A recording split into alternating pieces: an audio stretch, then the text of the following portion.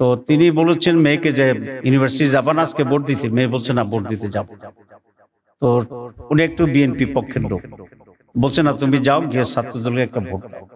তো মেয়ে বলছে আমি যাব না, যদি যাই তবে আমি ছাত্র শিবিরকে ভোট দেব।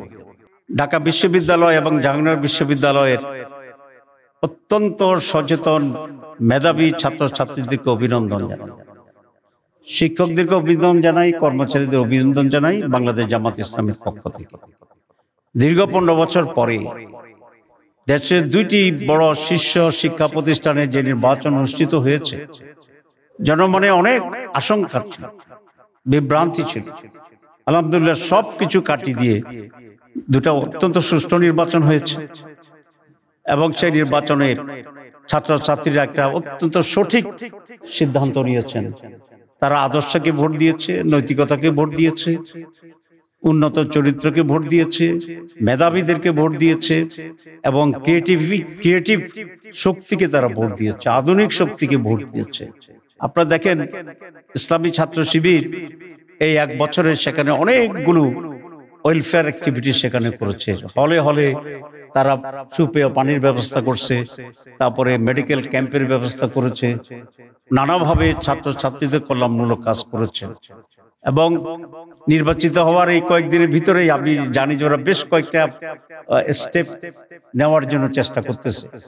তারা কালকে ইবনে সিনায় গিয়েছিল, সেখানে medical college, hospital, college, university ক্যাম্পাসে তারা ছোট ছোট করে মেডিকেল সেন্টার তৈরি করতে পারে কিনা গুচ্ছের জন্য। আমি শুনেছি তারা বিভিন্ন কোম্পানির সাথে আলাপ করেছে, একটা জব এক্সিবিশন তারা করবে, যেখানে অনেকগুলো বড় কোম্পানি অংশগ্রহণ করবে এবং স্পট জব দেওয়ার ব্যাপারে তারা চেষ্টা করছে। এই যে ইনোভেটিভ, ক্রিয়েটিভ যে চিন্তা, পজিটিভ যে চিন্তা, এটা ডাকসুতে অতীতে তো কেউ করে। সুতরাং কারা দেশের জন্য, ছাত্রদের জন্য, মানুষের জন্য কাজ করবে, এটা কিন্তু এবার মেধাবী ছাত্রছাত্রীরা এটা টের পেয়েছে, সিলেক্ট করেছে, and they render their support even. আমি একটি ছোট্ট উদাহরণ আপনাদের দিই। একটা টায়ার ব্যবসায়ী, তার এক মেয়ে ঢাকা ইউনিভার্সিটিতে পড়ে। তো তিনি বলেছেন মেয়েকে যে ইউনিভার্সিটি যাবা না, আজকে ভোট দিতে। মেয়ে বলছে না, ভোট দিতে যাব। তো উনি একটু বিএনপি পক্ষের লোক, বলছে না তুমি যাও, গিয়ে ছাত্র দলকে একটা ভোট দাও।